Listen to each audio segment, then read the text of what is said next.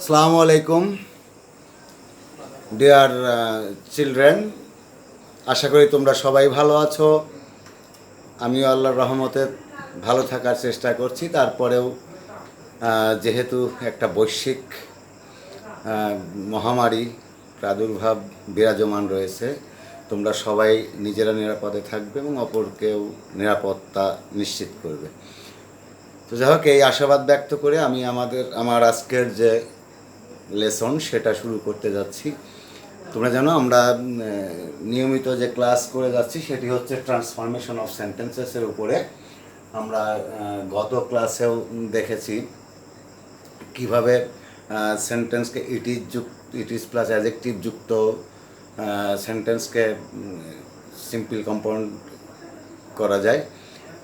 আর আজকে আমি যেটা দেখব সেটা হচ্ছে তোমাদের জন্য যেটা শেখাবো সেটা হচ্ছে determiner plus adjective plus noun যুক্ত সাবজেক্ট থাকে যদি, সেক্ষেত্রে সেটা শেখাবো। এবং এটাই যদি অবজেক্ট আকারে থাকে সেক্ষেত্রে সেই নিয়মগুলো শেখাবো। আর আজকে যেটা শেখাবো সেটা হচ্ছে তোমাদের সাবজেক্ট স্ট্রাকচারটা। দেখো rule number one, subject plus verb plus object, তবে কেমন অবজেক্ট? Out of adjective. আমি যদি এটাকে এইভাবে বলি যে অ্যাডজেক্টিভ লেস অবজেক্ট, তবুও বলা যাবে। অর্থাৎ যে সেন্টেন্সটা সাবজেক্ট থাকবে, ভার্ব থাকবে, কিন্তু কোনো এই অবজেক্টের মধ্যে অ্যাডজেক্টিভ থাকবে না। যেমন he is an honest man, he is a strong person, he is a poor boy, এরকম এগুলো সবই পোর, কাইন্ড, স্ট্রং, উইক, হ্যাঁ, এগুলো হচ্ছে কি অ্যাডজেক্টিভ। আমি যেটা বলছি যে সেখানে কোনো অ্যাডজেক্টিভ থাকবে না, তবে অবশ্যই কোনো ডিটারমিনার থাকতে পারে। যেমন এ ম্যান, এখানে এটা ডিটারমিনার।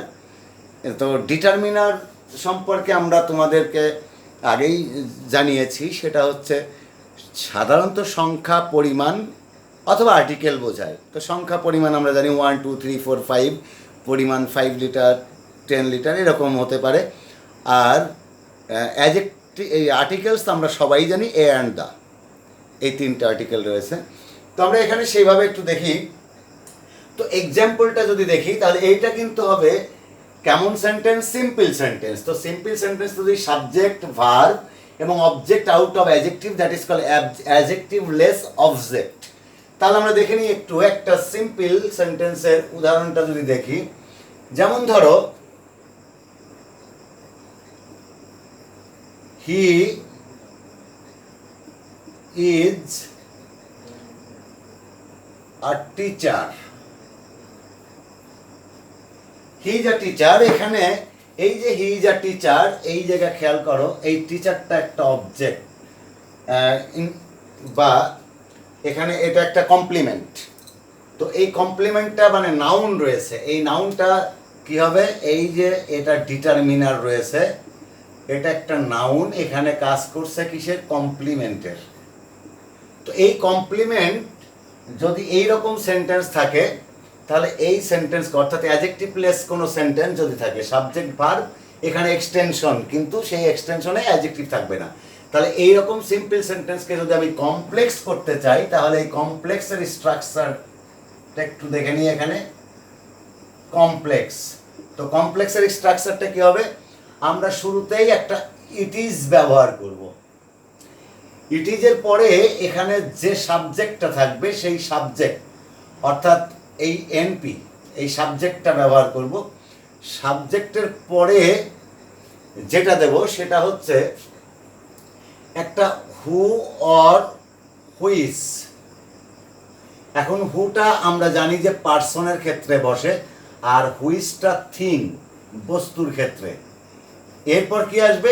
এখানে যে ভার্বটা থাকবে, দেখো সাবজেক্ট, ভার্ব, কমপ্লিমেন্ট বা এক্সটেনশন, এখানে যাই থাক না কেন, বা অবজেক্ট, সেই অবজেক্ট অবলিক এক্সটেনশন, এই স্ট্রাকচারটা বসিয়ে দিলে আমার কমপ্লেক্স হয়ে যাবে। তো বন্ধুরা আমরা এর উত্তরটা একটু দেখে নিই। তো উত্তরটা কি হচ্ছে? তাহলে এই সূত্র অনুযায়ী it is, it is.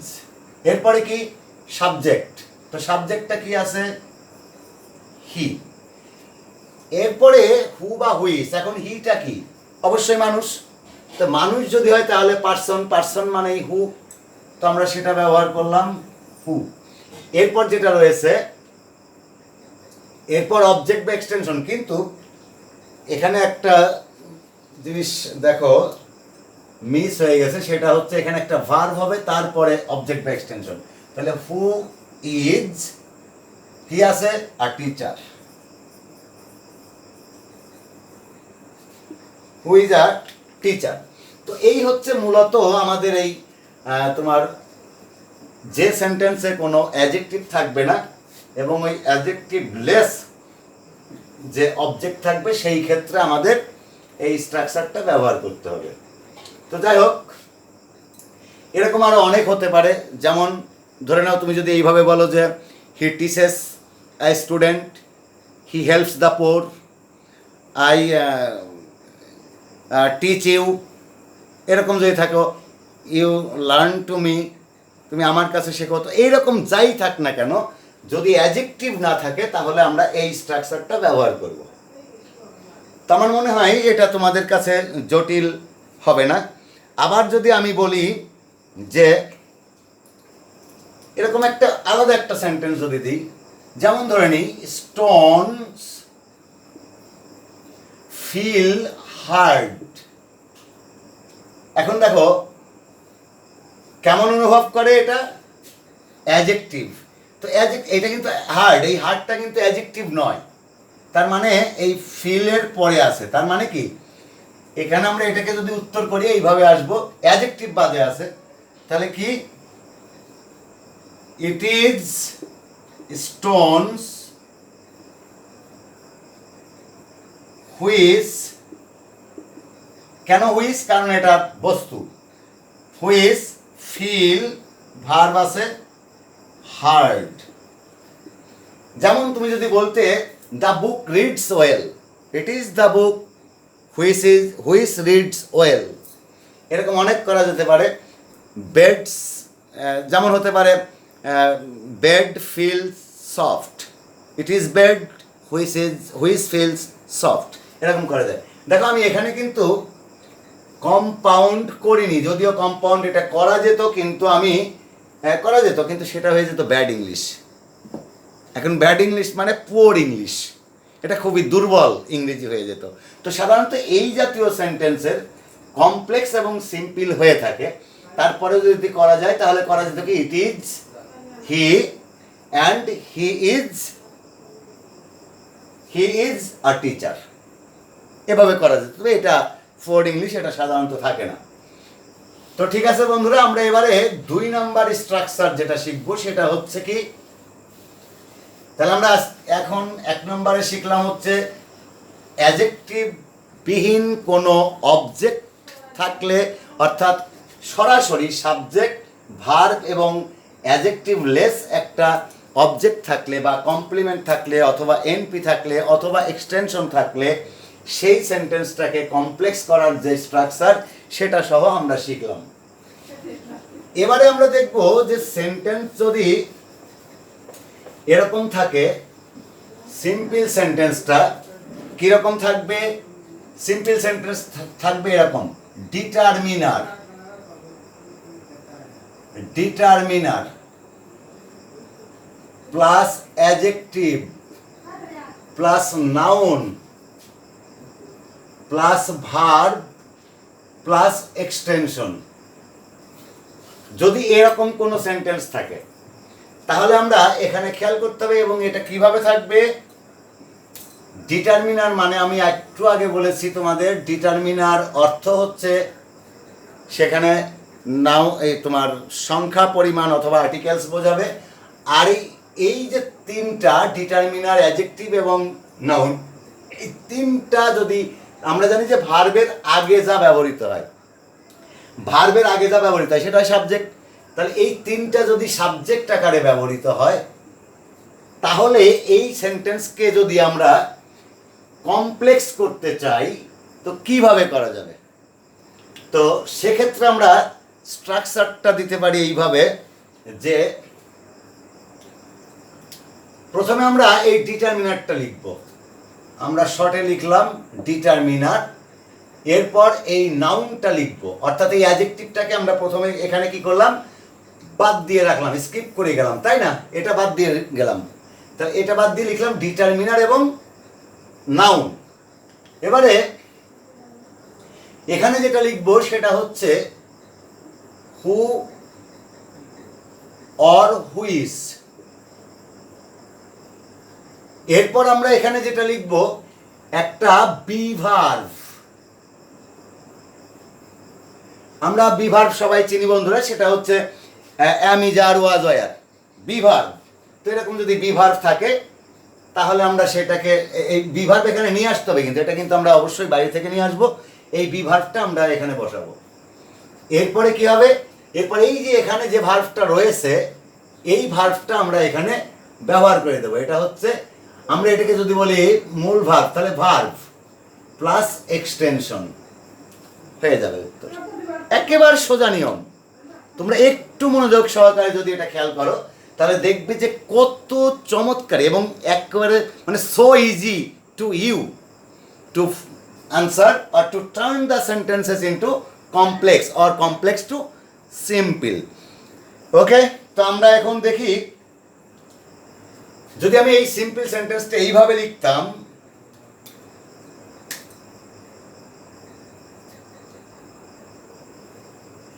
A kind man,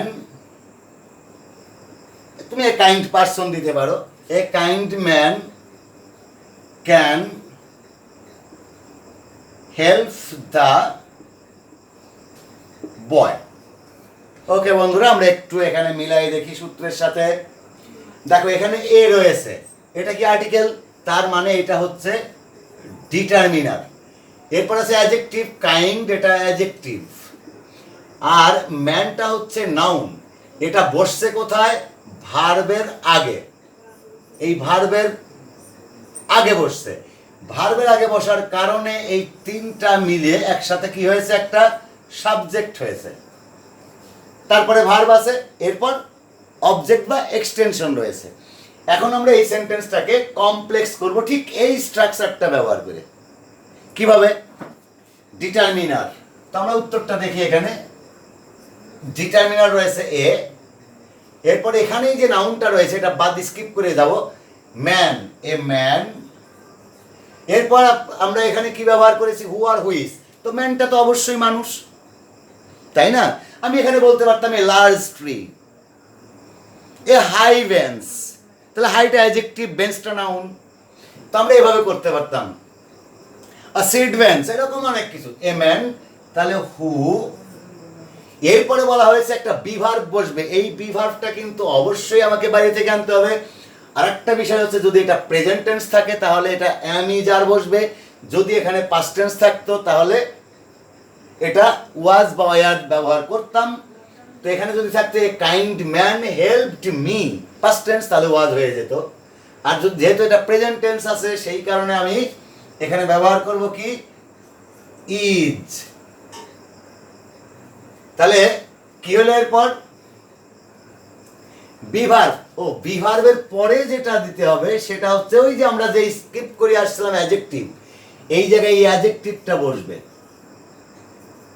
এখানে ওই অ্যাডজেক্টিভটা দিতে হবে। তাহলে হু ইজ, এইবার এই স্কিপ করে যাওয়া, বাদ দিয়ে যাওয়া যে অ্যাডজেক্টিভ সেটা কি ছিল, কাইন্ড, তাহলে হু ইজ কাইন্ড। এরপর যেটা হবে সেটা হচ্ছে ভার্ব, কোন ভার্ব, প্রদত্ত ভার্ব, এখানে কি ভার্ব দেওয়া আছে, can help, can help. Extension, সূত্রে আছে এক্সটেনশন, দা বয়, হয়ে গেল।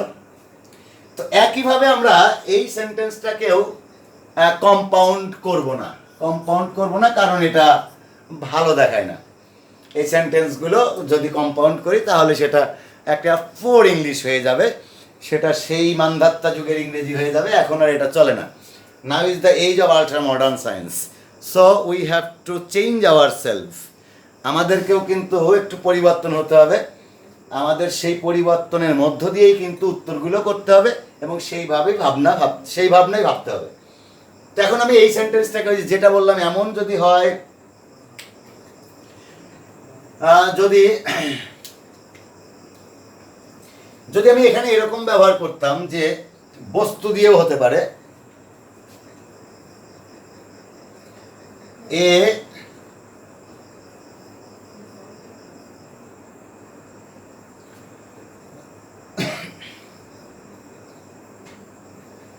নাইস বুক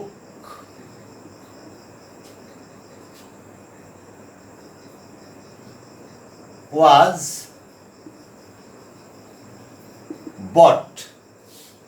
আমি যদি এখানে বলতাম যে বাই মি, হতে পারতো। আবার আমি যদি এখানে বলতাম যে an honest man is respected by all, দিতে পারতাম, হয়ে যেত। A nice book was bought for me, আমি এটাও যদি ব্যবহার করি, ফর মি, আমার জন্য একটা সুন্দর বই কেনা হয়েছিল। তো এখন আমরা এইটাকেই যদি আমি কমপ্লেক্স করি, তাহলে স্ট্রাকচারটা ব্যবহার করি। স্ট্রাকচারটা কি হবে দেখি। ডিটারমিনার কি রয়েছে দেখো, এ ডিটারমিনার। আমরা কি বলেছি যে অ্যাডজেক্টিভটাকে স্কিপ করে যাব, বাদ দিয়ে যাব। নাউন, তাহলে এ বুক। এরপরে বলেছি যে একটা হু আর হুইচ রিলেটিভ প্রোনাউন ব্যবহার করব, এবং এখানে যেহেতু বইটা বস্তু মানুষ নয়, তাই এখানে হুইচ। এরপর যেটা বিভার, কি বিভার? বিভার আমরা বলেছিলাম এটা পাস্ট টেন্স থাকলে ওয়াজ বা ওয়ার, তাহলে এখানে এ বুক সিঙ্গুলার, তাহলে ওয়াজ। এরপর যেটা আসবে সেটা হচ্ছে অ্যাডজেক্টিভ। অ্যাডজেক্টিভটা কি ছিল? নাইস। এরপরে এখানে মূল ভার্ব যেটা এখানে আছে, খেয়াল করো, ওয়াজ বট ফর মি। এখানে তোমার প্রশ্ন জাগতে পারে যে দুইটা ওয়াজ কেন হলো, তাই না? একেবারে সিম্পল উত্তর সেটা হচ্ছে যে এই ওয়াজটা হচ্ছে রিলেটিভ প্রোনাউনের পরে যে বিভার্ব আমাদের বাইরে থেকে আনতে হবে, অ্যামিজ আর ওয়াজ ওয়ার, তার মধ্য থেকে যেহেতু এটা পাস্ট টেন্সে ছিল, তাই আমরা পাস্ট টেন্স ব্যবহার করেছিলাম। আবার তুমি যদি এখানে ইজ ব্যবহার করতে, তাও কিন্তু হয়ে যেত। তুমি এটাকে ইজও ব্যবহার করতে পারতে, এটাও ভুল হতো না। A book which is nice was bought for me. তাহলে এই ওয়াজ বট বলতে বোঝায় এখানে যে ভার্বটা রয়েছে, এই যে ওয়াজ বট, এটা কিন্তু ভার্ব প্যাসিভে রয়েছে। আর ভার্ব প্যাসিভে থাকার কারণে এই পুরো সম্পূর্ণ ভার্বটাই বসে যাবে। এই জন্যে আমরা বলছি যে এইটা হচ্ছে মূল ভার্ব যেটা সেন্টেন্সে দেওয়া থাকবে, আর এইটা হচ্ছে বিভার্ব যেটা আমাকে বাইরে থেকে ধার করে আনতে হবে। তাহলে উত্তরটা হয়ে গেল। তাহলে এটা এরকম হবে না। এখন যদি আমি আরেকটা সেন্টেন্স ওইভাবে বলতাম যে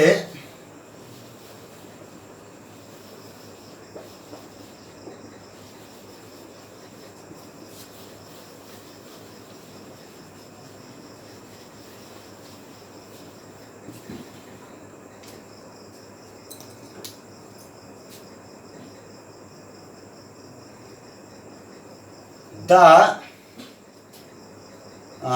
kind people or the honest people, আমরা এইভাবে লিখি, the honest people, সৎ লোকেরা কি হয়? আর respected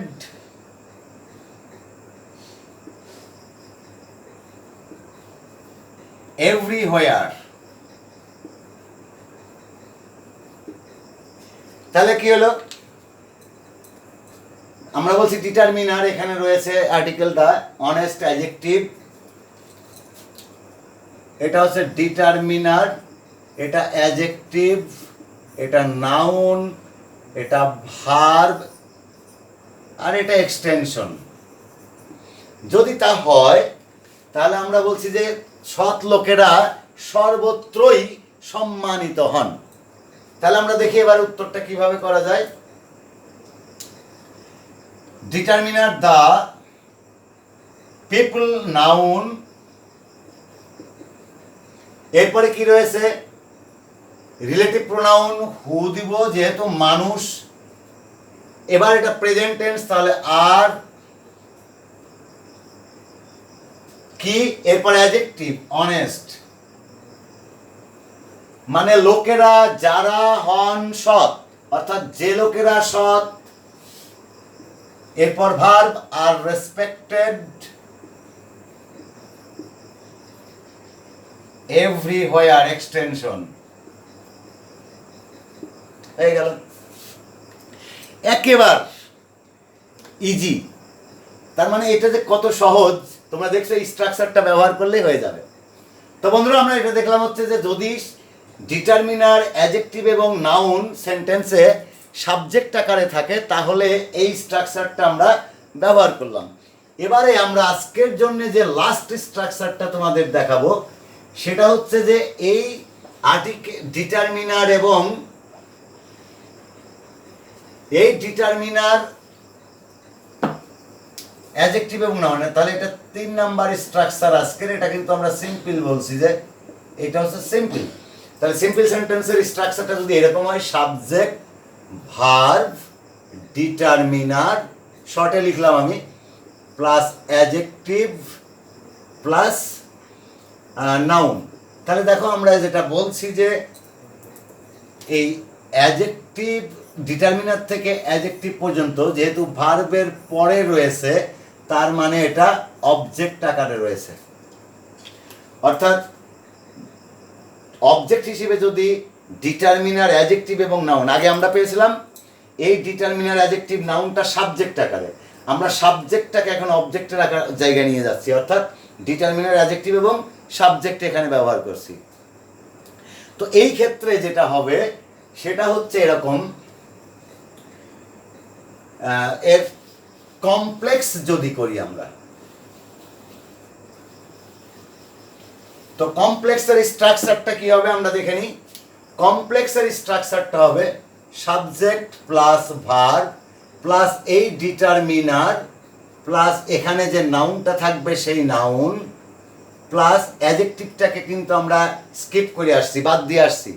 সেই অ্যাডজেক্টিভ, দেখো ডিটারমিনার বসিয়েছি, নাউনটা এখানে বসিয়ে দিয়েছি, কিন্তু আমরা অ্যাডজেক্টিভটাকে এখানে অফ রেখেছিলাম, এখান থেকে আনিনি। এইবার আমরা যেটা করব, এরপর ওই যে হু অর হুইস, হু অবলিক হুইস, একটা সেম নিয়ম, শুধু সাবজেক্টের জায়গায় আর অবজেক্টের জায়গায়, এই হচ্ছে পার্থক্য। এরপরে আমরা কি করব, একটা বিভার্ব বসাবো।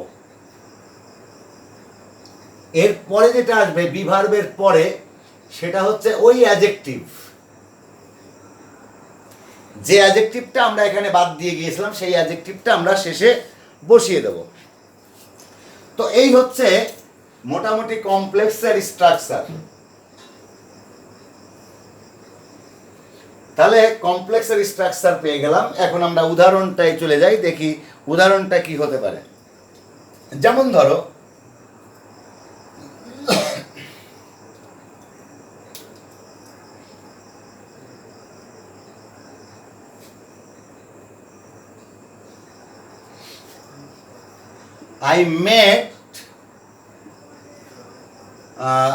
I met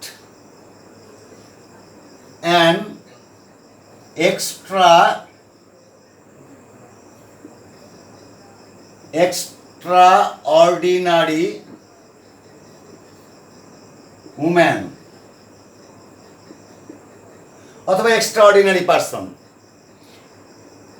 অসাধারণ একজন ব্যক্তির সাথে বা মহিলার সাথে আমার কথা হলো বা আমি সাক্ষাৎ করলাম, তো এখানে আমি এক্সট্রা অর্ডিনারি পারসন দিতে পারতাম, তাই না? কথা বললাম। তাহলে আমি দেখে নিই এখানে কি কি আছে, সূত্রের সাথে একটু মিলাই দেখি। সাবজেক্ট রয়েছে সাবজেক্ট, ভার্ব রয়েছে মেটটা এখানে verb, determiner an, adjective extra ordinary, noun woman or person. তাহলে আমাদের সিম্পল স্ট্রাকচার যেটা দিয়েছিলাম সেই স্ট্রাকচারের সাথে এটা পুরোপুরি মিলে গিয়েছে। তাহলে এটা ডিটারমিনার, এটা অ্যাডজেক্টিভ এবং এটা আমরা যেটা দিয়েছি নাউন। তাহলে এটাকে যদি আমি এখন কমপ্লেক্স করি, খুবই সোজা, তোমরা এটাকে ফলো করো। তাহলে এইটা কি হচ্ছে, সাবজেক্ট তো সাবজেক্ট কি আছে দেখো বন্ধুরা, আই। এরপরে ভার্ব রয়েছে কি, মেট। এরপরে যেটা রয়েছে ডিটারমিনার, তাই ডিটারমিনার আমরা এখানে ব্যবহার করব অ্যান।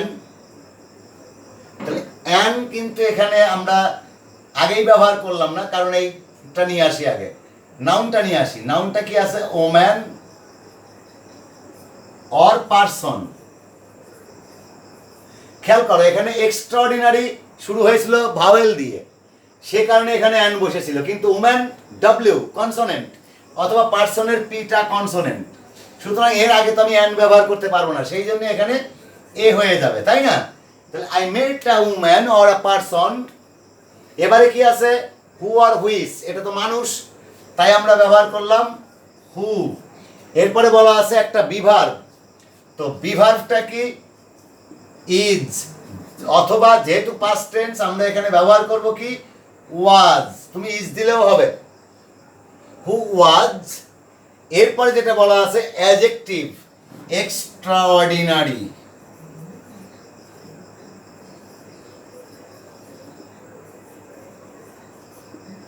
ক্লিয়ার উত্তর? এখন যদি আমি এইভাবে না দিয়ে যদি এইভাবে দিতাম সেন্টেন্সটা, তাহলে কি হতো দেখো,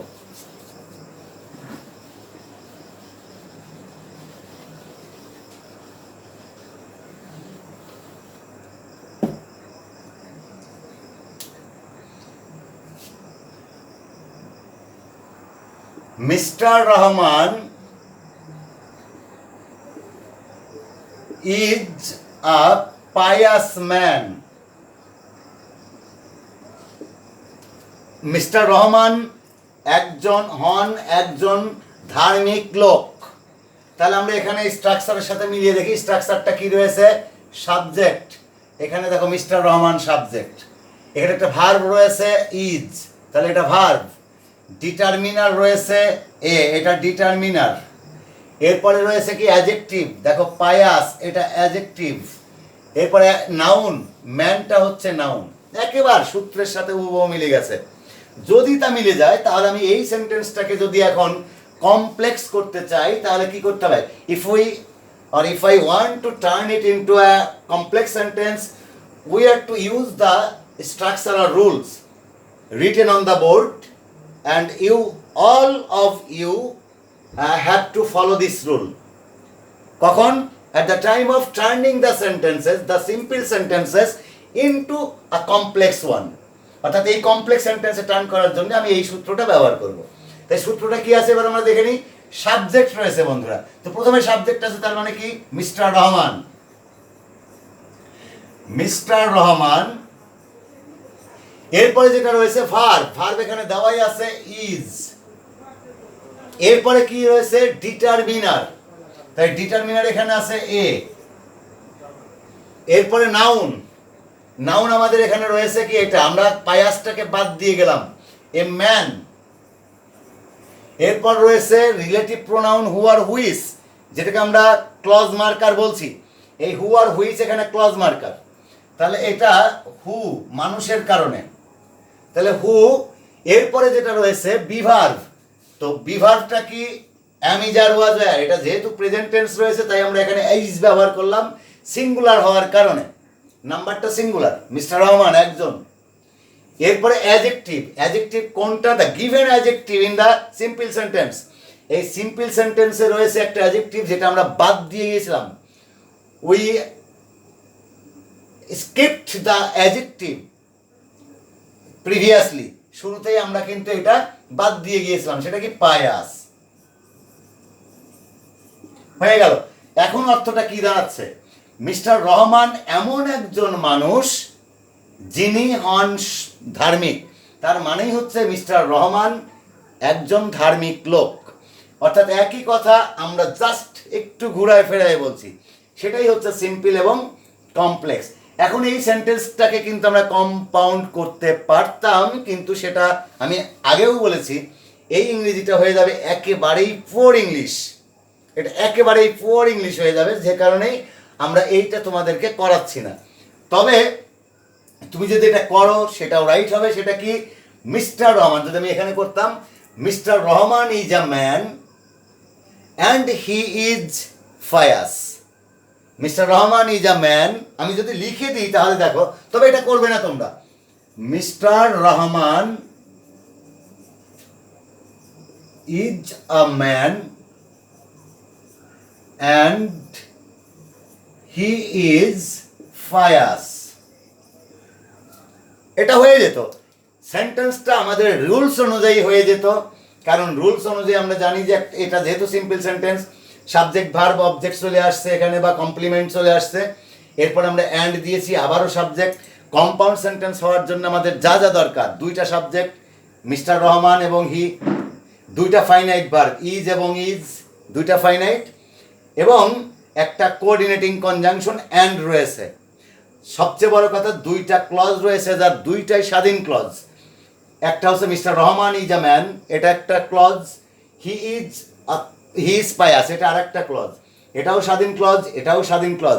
সুতরাং কম্পাউন্ড সেন্টেন্স হওয়ার জন্য যে শর্তগুলো রয়েছে সেই শর্তের সবগুলোই কিন্তু এখানে পালিত হয়েছে।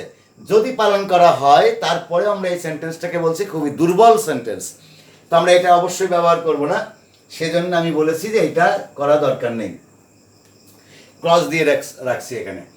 তো ডিয়ার চিলড্রেন, এটাই ছিল আমাদের আজকের ক্লাস। তাহলে আমরা আজকে যেটা শিখলাম সেটা হচ্ছে অ্যাডজেক্টিভ বিহীন কোনো অবজেক্ট যুক্ত সিম্পল সেন্টেন্স যেখানে থাকবে শুধুই সাবজেক্ট, ভার্ব আর অ্যাডজেক্টিভলেস অবজেক্ট। আর কি থাকবে, এরকম থাকলে পরে সেটাকে কিভাবে কমপ্লেক্স করতে হয় আমরা সেটা দেখিয়েছি, তার সূত্র দিয়েছি সিম্পল এবং কমপ্লেক্সের। আরেকটা শিখেছি যে ডিটারমিনার, অ্যাডজেক্টিভ এবং নাউন যদি কোনো সেন্টেন্সে ভার্বের আগে থাকে এবং সেটা যদি সাবজেক্ট আকারে ব্যবহৃত হয়, আমি এটাকে যদি এইভাবে বলি যে if any determiner, adjective and noun with together are used as a subject in a sentence, and if we want to turn it into complex, we are to use the structural rules that I have already given on the board or written on the board and you have already seen it. তো সেইটা ব্যবহার করে আমরা এইটাকে complex করব। আর সর্বশেষ আমরা যেটা দেখলাম সেই স্ট্রাকচারটা এখানে রয়েছে এখনো বোর্ডে, সেটা কি, যদি কোনো সেন্টেন্স সাবজেক্ট থাকে, ভার্ব থাকে আর অবজেক্টটা তিনটা শব্দের সমন্বয়ে হয়। কি কি? একটা হচ্ছে ডিটারমিনার, একটা হচ্ছে অ্যাডজেক্টিভ আর একটা হচ্ছে নাউন, যেটা আমরা আগেরটাই সাবজেক্ট আকারে দেখেছিলাম। একই জিনিস যখন অবজেক্ট আকারে থাকবে তখন আমরা সেটাকে কমপ্লেক্স করার জন্যে যা করব সেই স্ট্রাকচারটা এখানে দেওয়া রয়েছে। সুতরাং এই স্ট্রাকচারটা ফলো করে, following this structural rules, you have to turn the simple sentences into a complex one. And এই ছিল আমাদের আজকের ক্লাস। আশা করি সবাই ভালোভাবে বুঝে নিয়েছো, খুবই সহজভাবে দেখানো হয়েছে, তোমাদের কাছে এটা এনজয়েবল হবে। আর অবশ্যই আমার এই এমকে ইংলিশ টিচিং চ্যানেলটি সাবস্ক্রাইব করে রাখো, আপলোড করার সাথে সাথে সর্বপ্রথম পৌঁছে যাবে তোমার কাছে। সে পর্যন্ত ভালো থাকো। টিল দেন, আল্লাহ হাফেজ।